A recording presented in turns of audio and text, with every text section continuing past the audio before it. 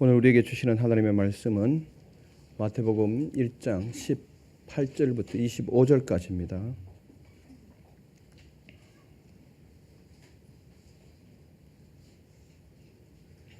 교독하시겠습니다. 예수 그리스도의 나심은 이러하니라. 그의 어머니 마리아가 요셉과 약혼하고 동거하기 전에 성령으로 잉태된 것이 나타났더니 그의 남편 요셉은 의로운 사람이라 그를 드러내지 아니하고 가만히 끊고자 하여 이 일을 생각할 때에 주의 사자가 현몽하여 이르되 다윗의 자손 요셉아 내 아내 마리아 데려오기를 무서워하지 말라. 그에게 잉태된 자는 성령으로 된 것이라. 아들을 낳으리니 이름을 예수라 하라. 이는 그가 자기 백성을 그들의 죄에서 구원할 자이심이라 하니라. 이 모든 일이 된 것은 주께서 선지자로 하신 말씀을 이루려 하심이니 이르시되 보라 처녀가 잉태하여 아들을 낳을 것이요 그의 이름은 임마누엘이라 하리라 하셨으니 이를 번역한즉 하나님이 우리와 함께 계시다 함이라. 요셉이 잠에서 깨어 일어나 주의 사자의 분부대로 행하여 그의 아내를 데려왔으나 아들을 낳기까지 동침하지 아니하더니 낳음에 이름을 예수라 하니라. 아멘. 복된 주일 하나님께 예배드리러 오신 판교성전과 그리고 강남성전 삶의 처소에서 영상으로 참석하고 계신 성도님을 환영하고 축복합니다. 마음 다해 하나님께 예배할 때 여러분들 삶에 하나님의 은혜가 가득하기를 소망합니다. 우리 밝은 미소 담아 앞뒤 좌우문 인사 나누십시다. 반갑습니다. 잘 오셨습니다.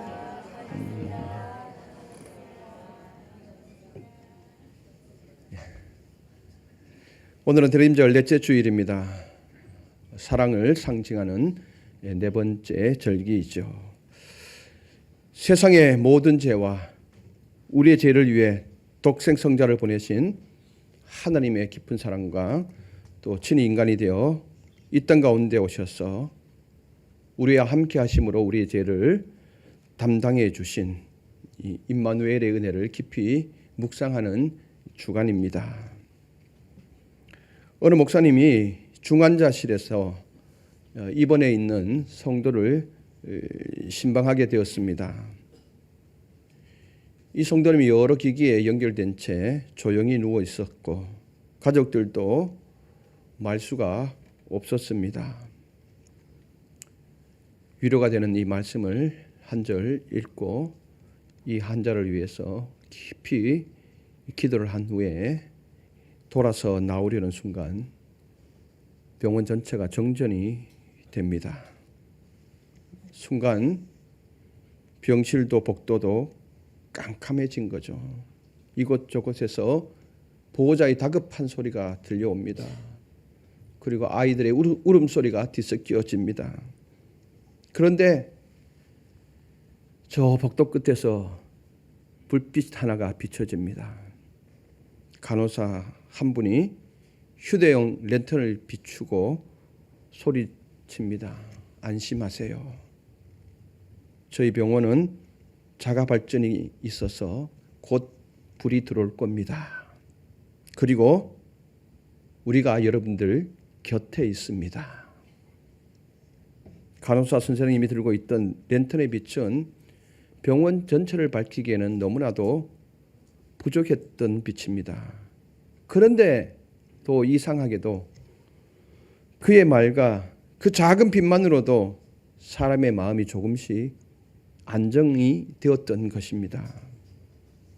이유는 어둠을 밝히는 작은 빛과 옆에서 전문가가 함께 있다라고 하는 것이었습니다. 이것만으로도 그 병원이 술렁이던 것이 잠잠해진 거죠. 여러분, 그렇다면 우리의 삶은 훨씬 더 안정적이어야 하며 평화로워야 합니다. 어떠한 상황에서 샬롬을 유지할 수 있어야 합니다. 여러분들 어떻습니까? 살다가 여러 문제를 만나지요. 힘든 상황을 맞닥뜨리죠. 육신의 질병도 찾아오지요. 관계적인 힘듦도 오지요. 근데 샬롬이 유지됩니까? 아니면은 갑자기 불이 나간 병실처럼 소리를 지릅니까? 우리는 예수 그리스도 한 분만으로도 우리는 충분히 샬롬을 유지할 수 있어야 합니다. 이미 죄악으로 어두운 세상을 비추기 위해 이 땅 가운데 빛으로 오신 예수 그리스도, 힘든 세상에 임마누엘이 되어 주셔서 예전에도 함께 해 주셨고 지금도 함께 계시고 앞으로도 계속 함께 해 주시는 예수 그리스도가 늘 내 곁에 계신다는 것보다 더 큰 평안은 없고 더 큰 힘은 없습니다. 그리고 더 중요한 것은 사람들이 그렇게 두려워한 이 죽음의 문제가 해결된 것 아닙니까? 온통 죄로 덮인 이 세상, 그리고 우리 모두 이 죄로 말미암아서 우리는 죽어야 할 인생들이죠. 죄의 대가는 죽음이라고 로마서에서 분명하게 말씀하고 있지 않습니까? 모두가 죽음의 길로 가야 합니다. 그런데 예수 그리스도가 우리의 죄를 대속해 주시고 이 대속해 주신 이 구세주의 은혜를 믿으면은 우리는 영원한 생명을 얻게 되는 것입니다. 이것보다 더 큰 은혜가 어디 있겠습니까? 성탄의 기쁨은 바로 여기에 있는 것입니다. 죽음의 죄의 죽음에서 해방된 날이 바로 이 성탄의 기점이 된 것이죠. 여러분, 임마누엘 되신 하나님이 여러분들 곁에 계신다는 이 사실을 꼭 믿으시길 바랍니다. 오늘 우리가 읽은 본문이 바로 그 이야기입니다. 동정녀 마리아에게서 나신 예수님, 바로 죄 없으심을 상징적으로 이야기하고 있는 거잖아요. 임마누엘, 우리와 함께 계신 하나님이 어떤 상황 속으로 어떤 방식으로 오셨는지, 그리고 그 사실이 지금 2025년 연말을 보내고 있는 우리의 삶 속에서 어떤 의미가 되는지 함께 묵상하고자 합니다. 첫째, 하나님은 삶의 현실 가운데 찾아오십니다. 마태복음은 예수님의 나심을 구체적인 현실 속에서 이야기하고 있습니다. 18절을 우리 다시 한번 보시겠습니다. 예수 그리스도의 나심은 이러하니라. 그의 어머니 마리아가 요셉과 약혼하고 동거하기 전에 성령으로 잉태된 것이 나타났더니. 아멘. 마태복음의 저자 마태는 예수 그리스도의 나심은 이러하다. 이제 예수님의 탄생 이야기를 하고자 하는데 이 이야기는 좀 특별하다 라고 지금 뒤에 전개될 이야기를 미리 보여주고 있습니다. 그러면서 그 이야기가 요셉과 약혼하고 동거하기 전에 성령으로 잉태된 것이다, 그렇게 기록하고 있습니다. 당시 유대인의 혼인 간습에서 약혼은 오늘날에 우리의 생각하는 것과는 차이가 있습니다. 요즘은 우리가 약혼을 하지 않잖아요, 그죠? 예. 남녀가 이제 사귀다가 이제 마음이 맞아서 이 결혼을 이제 하려고 하면은 이제 상견례를 하죠. 이 상견례가 이제 오늘날 예전에 약혼과 거의 비슷한 형식이 있죠. 근데 상견례를 했다고 해서 이게 법적 효력이 나타나는 건 아니죠. 법적 효력이 나타나려면은 혼인 신고를 하는 그때부터 이제 정식적으로 부부의 법적 효력이 나타나는 거죠. 근데 유대의 결혼 풍습은 좀 다릅니다. 약혼을 하게 되어지면은 이 약혼하고 난 다음에 한 1년 정도는 같이 살지는 않습니다. 신부집에서 이제 약혼을 하죠. 결혼과 똑같은 겁니다. 약혼을 하고 되면은 이제 시기 끝나면은 신랑은 다시 집으로 돌아옵니다. 돌아와서 아버지와 함께 같이 이제 아내와 살 집을 지금 짓게 됩니다. 마련하게 되어집니다. 그래서 어느 시점에서 이 집이 다 완성되어 갈 때쯤 이 신랑도 몰라요. 아버지가 됐다, 아들아. 이제 데려와도 되겠다. 그러면은 이제 가서 신부를 데려와서 살게 되는 거죠. 그 시간이 약 한 1년 정도 된다는 것입니다. 그러면 신부는 그 1년 정도 기간 동안에 어머니로부터 가정생활에 대해서 교육을 받게 되는 거죠. 결혼생활은 이런 것이란다. 또 이렇게 해야 된다. 이제 신부 수업을 쌓게 되는 거죠. 떨어져 있는 1년이라고 해서 이게 부부의 효력이 나타나지 않는 것이 아닙니다. 이미 법적으로 부부로 인정된 상태입니다. 그래서 약혼한 상태에서 다른 남자를 만난다, 다른 여자를 만난다는 것은 이 간음이라는 죄가 성립되게 되어져 있습니다. 그런 사회 상황 속에서 함께 살기 전에 마리아가 임신을 한 겁니다. 요셉의 입장에서 보면은 배신감이죠. 인생이 무너지는 것이죠.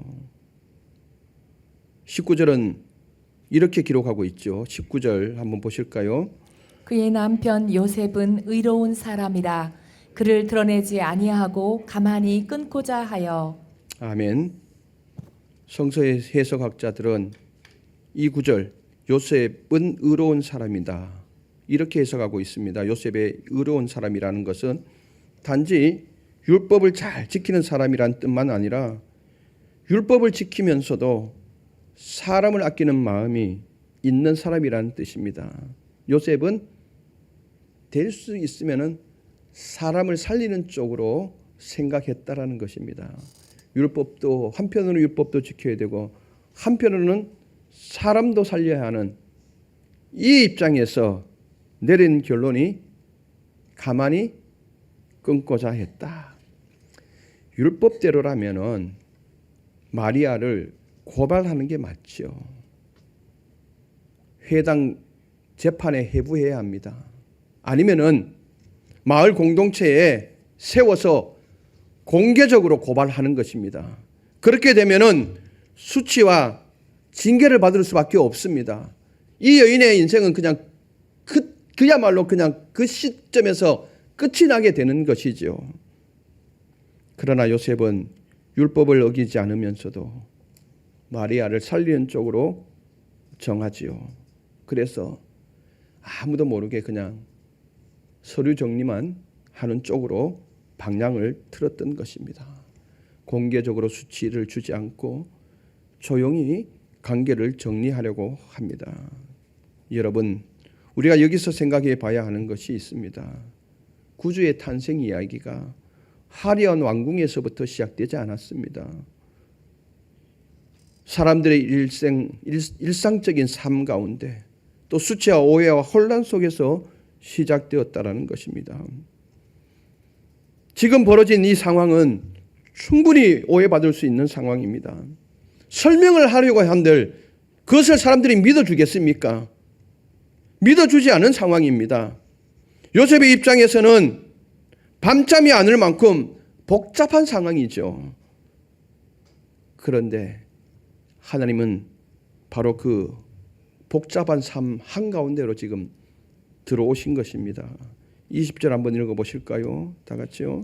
이 일을 생각할 때 주의 사자가 현명하여 이르되 다윗의 자손 요셉아 내 아내 마리아 데려오기를 무서워하지 말라. 그에게 잉태된 자는 성령으로 된 것이라. 아멘. 이 일, 마리아가 생물학적인 관계도 없이 지금 임신이 된 이 일에 대해서 생각하였다. 원문을 보니까 깊이 생각했다는 겁니다. 자다가도 일어나서 또 그 일에 대해서 생각해보고 또 그 일에 대해서 생각해보고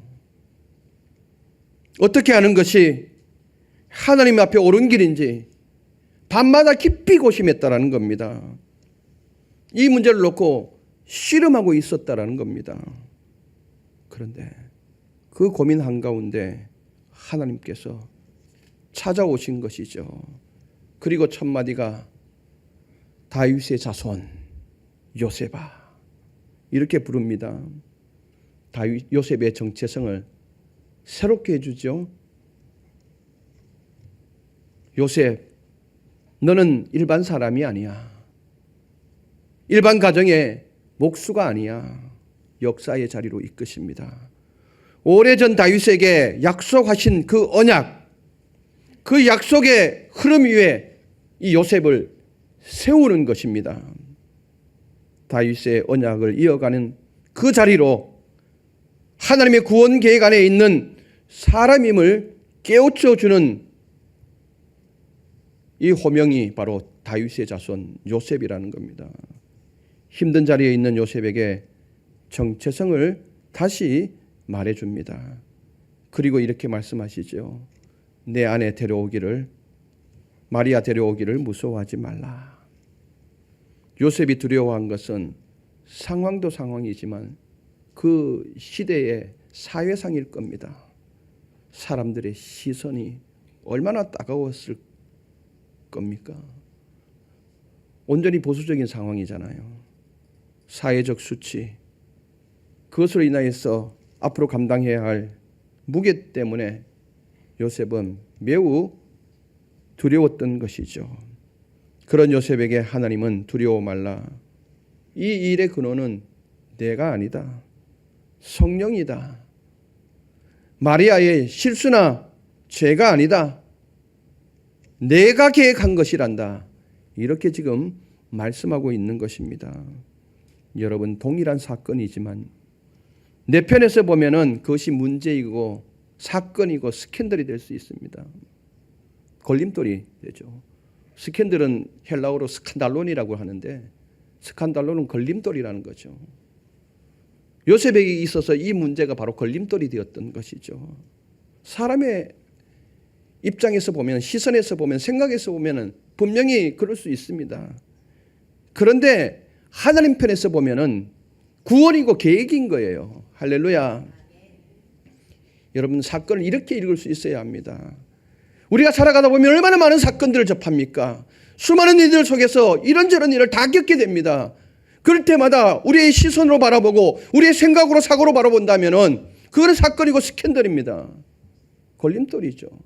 그런데 하나님의 시선으로 바라보면 그것은 계획이고 하나님의 인도라는 거예요. 사건을 여러분들 이렇게 바라볼 수 있었으면 좋겠습니다. 임마누엘의 시작은 성령으로 된 것과 두려워하지 말라는 말씀으로 시작됩니다. 인간의 개선 통제 밖에서 하나님께서 은혜로 개입하시며 우리의 인생에 오시는 사건이 바로 예수님의 탄생 이야기입니다. 우리의 인생에도 이해할 수 없는 일들이 있죠. 내가 원한 길도 아니고 내가 계획한 것도 아닌데 이미 일이 벌어져 버린 상황들, 그 자리를 붙들고 밤마다 이 일을 어찌할까 고민하게 됩니다. 고민하다가 우리의 마음이 무너질 때가 있지요. 그런데 하나님은 그 고민 가운데 찾아오신다는 거죠.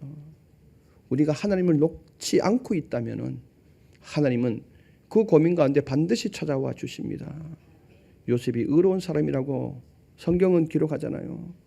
이 문제를 놓고 하나님 앞에 어떤 것이 하나님 옳은 길입니까? 어떤 길을 선택해야 할까? 하나님을 잡고 끝까지 고심할 때 하나님이 요셉의 인생 가운데 찾아와 주셨듯이 우리가 하나님을 놓지 않으면 찾아오십니다. 창세기 32장에 유명한 이야기가 나오지 않습니까? 야곱의 이야기가 나오잖아요. 야곱이 형의 장자권을 갈아치우고 형이 낯을 피해서 이 바단 아람 외갓집으로 이제 도피를 하잖아요. 거기서 이제 한때 두때 셋대로 이루어서 또 자녀들도 많이 생산되어지고 출산하여서 이제 때가 되어서 내 고향으로 이제 다시 돌아가라. 야곱이 이제 돌아가잖아요. 밧다람에서 출발해서 형 에서가 있는 고향으로 돌아갑니다. 그런데 야곱에게 들린 소문이 형 에서가 400명의 군사를 거느리고 지금 오고 있다는 겁니다. 고민이잖아요. 그래서 야곱이 생각을 해냈죠. 야복 나루를 이제 제사를 먼저 앞세우고 보내고 그 다음에 가족 일부를 보내고 그다음에 남은 가족을 나루를 건네게 합니다. 그리고 혼자 야복 나루에서 밤에 홀로 깊은 시름에 빠집니다. 시름에 빠져 있을 때 갑자기 하나님이 야곱을 찾아와서 확 때립니다. 이 원문을 보니까 그래요. 그 시름에 빠져 있는 야곱을 한 방 친 거예요. 하나님이 먼저 싸움을 걸어온 거예요. 그때 야곱이 살짝 놀라서 꽉 잡아버린 거죠. 아마 영적으로 뭔가 느낌이 있었던 것 같아요. 꽉 잡고 끝까지 놓지 않습니다. 허벅지 관절을 후려치잖아요. 그런데도 놓지 않는 거예요. 끝까지 놓지 않으니까 하나님이 됐다. 이제는 너의 이름을 야곱이라 하지 말고 이스라엘이라 하라. 이 뜻은 내가 싸운다. 내가 해결해 준다. 더 쉽게 말하면 내가 함께 해줄게. 이겁니다. 그러고 난 다음에 형 예수를 만나러 가잖아요. 문제가 완전히 해결되어지잖아요. 여러분 잡고 있으면 돼요. 우리의 삶을 살다가 이런 문제도 올 수 있고 저런 문제도 올 수 있고 저런 사람으로부터 관계적인 아픔의 말을 들을 수도 있습니다. 그럴 때 우리가 우리 인간의 연약함으로 고민할 수도 있고 염려할 수도 있고 밤잠을 설칠 수도 있습니다. 그런데 우리가 중요한 것은 그것을 놓지 않고 하나님을 놓지 않고 끝까지 붙잡고 있으면 하나님이 그 고민 가운데 문제 가운데 뚫고 들어오신다는 겁니다. 그러면 되잖아요. 여러분 바로 이 절기가 그런 절기입니다. 우리가 믿는 하나님은요 직접 먼저 찾아오시는 하나님이십니다. 제가 그랬잖아요. 세상의 종교들은 우리가 찾아가야 되잖아요. 효임이 있다 그러면은 효임이 있는 곳에 돈 한 보따리 싸들고 가야 되잖아요. 가서 거기 가서 빌어야 되잖아요. 근데 하나님은 한 번도 내가 먼저 찾아간 적이 없습니다. 하나님이 먼저 우리를 찾아와 주셔서 우리를 만나 주셨다라는 겁니다. 좋으신 하나님이시죠. 이 하나님을 이번 절기에 만날 수 있었으면 좋겠습니다. 건강에 연약한 자리에 있으면 그 연약한 자리에서 만날 수 있었으면 좋겠고요. 경제적인 어떤 힘듦이 있으면 그 힘든 자리에서 하나님을 만났으면 좋겠고 관계의 아픔이 있다면 그 아픔 속에서도 하나님을 만날 수 있기를 바랍니다. 둘째, 우리의 죄에서 건져주시고 임마누엘 되신 예수 그리스도이십니다. 21절 한번 보실까요? 아들을 낳으리니 이름을 예수라 하라. 이는 그가 자기 백성을 그들의 죄에서 구원할 자이심이라 하니라. 아멘. 아들을 낳으리니 원문을 보니까 미래 확정형입니다. 반드시 아들을 낳게 된다. 될 것이다가 아니라 된다. 그때 너가 이름을 지어줘라. 그 이름은 예수다. 그리고 이 예수가 감당해야 할 사명의 몫은 그가 자기 백성을 그들의 죄에서 구원할 자이시다. 이렇게 하라는 겁니다. 당시 유대 사회는 자녀의 이름을 짓는 것은 아버지의 특권입니다. 아버지가 그 자녀의 이름을 지어준 거죠. 그래서 하나님이 요셉에게 이 특권을 부여합니다. 이 특권을 주시면서 동시에 책임도 줍니다.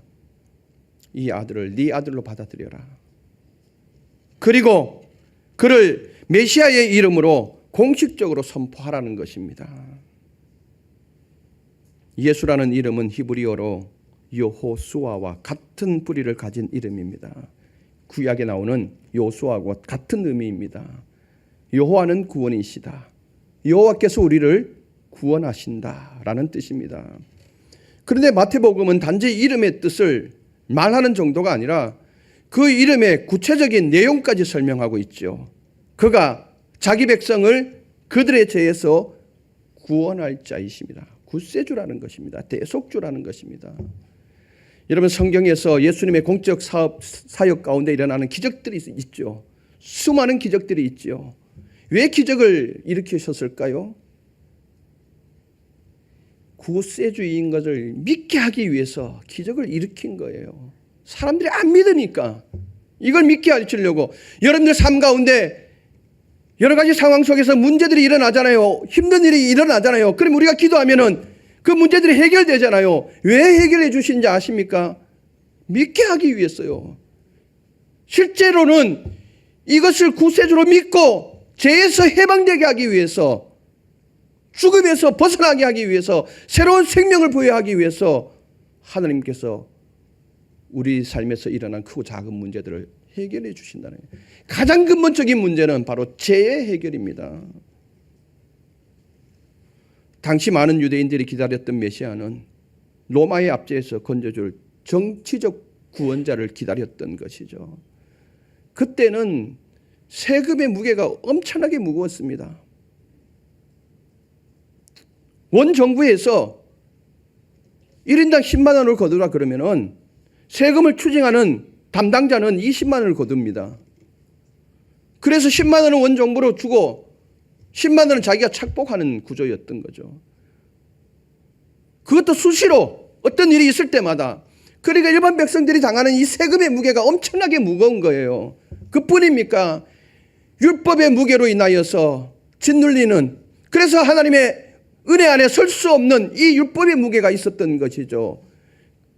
그런 일반적인 백성들의 삶 가운데 예수님이 공적 삶을 사실 때 하시는 말씀이 있잖아요. 마태복음 11장 28절에 수고하고 무거운 짐진 자들아 다 내게로 오라 내가 너희를 쉬게 하리라.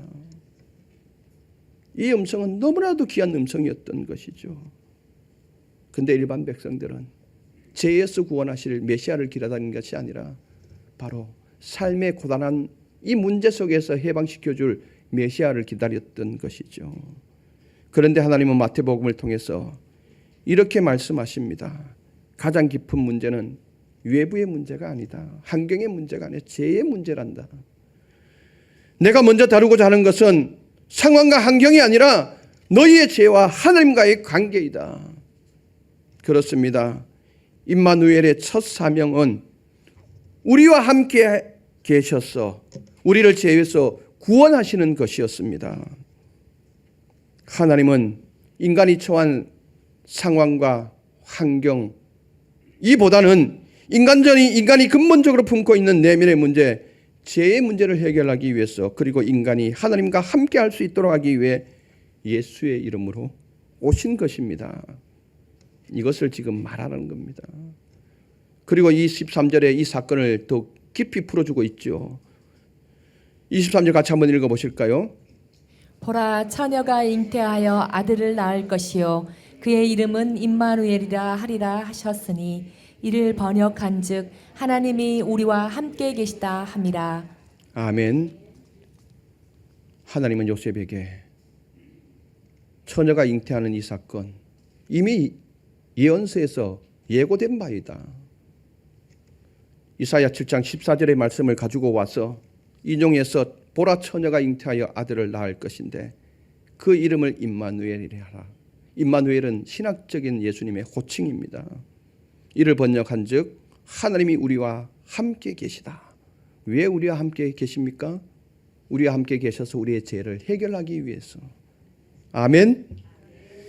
마태복음의 전체를 관통하는 큰 죄 중 하나가 바로 임마누엘입니다. 하나님이 우리와 함께 계시다. 1장 23절에 마태복음은 함께 하시다로 시작하여서 마태복음이 마쳐지는 28장 20절에서 볼지어다 내가 세상 끝날까지 너희와 항상 함께 있으리라 라는 말씀으로 끝을 맺습니다. 마태복음은 처음부터 끝까지 함께 하시는 하나님이 나타나는 것이 마태복음의 주제입니다. 그러니까 임마누엘의 이 의미는 단지 위로의 단어가 아닙니다. 그래 힘내 내가 너와 함께 해줄게 이 정도의 말이 아니라 이것을 훨씬 뛰어넘습니다. 죄 가운데 있던 우리를 위해 하나님이 친히 내려오셨다라는 선언입니다. 하나님이 한 인격을 통해서 인간 세상으로 들어온 신 사건입니다. 함께 해주시고 그리고 우리의 죄를 대속하기 위해서 오신 사건입니다. 하늘에서 멀리 바라보며 응원하신 것이 아니라 우리의 죄와 깨어짐과 고통 한가운데로 들어오셔서 십자가의 죄를 담당하시고 부활하심으로 새로운 길을 여신 사건 전체를 가리키는 이름이 바로 임마누엘입니다. 여러분, 이제 대림절 마지막 절기를 지나면서 임마누엘의 은혜가 또 의미가 여러분들 가운데 다시 새겨질 수 있기를 바랍니다. 그리고 이 임마누엘의 이름이 요셉의 삶의 구체적인 순종으로 이어가게 되지요. 24절 25절 보실까요? 요셉이 잠에서 깨어 일어나 주의 사자의 분부대로 행하여 그의 아내를 데려왔으나 아들을 낳기까지 동침하지 아니하더니 나음의 이름을 예수라 하니라. 아멘. 잠에서 깨어난 요셉, 하나님의 말씀을 들은 요셉, 무척 감동했겠지요. 요셉은 그 말씀을 들어서 감동해서 감동을 받아서 순종한 것이 아닙니다. 여전히 이해되지 않지만은, 여전히 인간 설명으로는 납득되지 않지만은 하나님이 명령하셨기 때문에, 분부대로라는 말은 명령이라는 겁니다. 하나님이 명령하셨기 때문에 그저 순종하겠습니다. 그 전에 가만히 끊고자 했잖아요. 근데 오늘 본문에 보니까 24절은 아내를 데려온 거죠. 순종했죠. 그리고 더 기막힌 일은 25절에 나타납니다. 아들을 낳기까지 동침하지 않았다.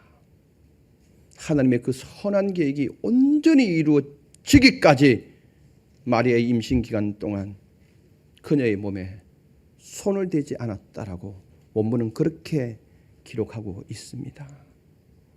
얼마나 아름다운 이야기입니까? 하나님께서 하신 말씀대로 그대로 행합니다.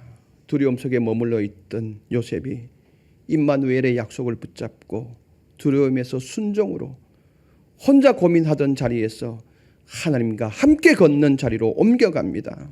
사랑하는 성도 여러분, 임마누엘의 복음은 단지 좋은 말, 따뜻한 위로로 끝나지 않습니다. 삶의 방향과 선택을 바꾸는 힘으로 나타나게 됩니다. 요셉은 여전히 사람들의 시선을 감당해야 했을 것입니다. 그리고 여전히 설명하기 어려운 상황 속에 서 있었을 것입니다. 그러나 그는 더 이상 혼자가 아니었던 것이죠.